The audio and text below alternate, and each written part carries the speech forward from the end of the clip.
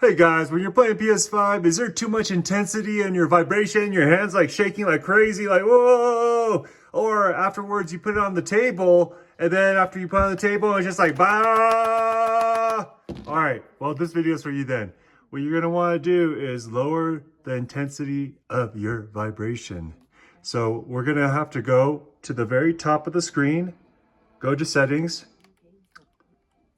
settings right there. Then we're gonna go down to accessories right here. Then we're gonna go down to controller, that's the second option. And once we get to controller, vibration intensity. So what you're gonna wanna do is push X. Now you can control. The standard is strong and that's why it's vibrating so much. But then you could change it to medium, or you could change it to weak, or you could change it to off.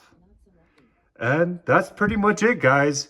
So if your controller is vibrating too much, go ahead and follow along these instructions. I hope this video has helped.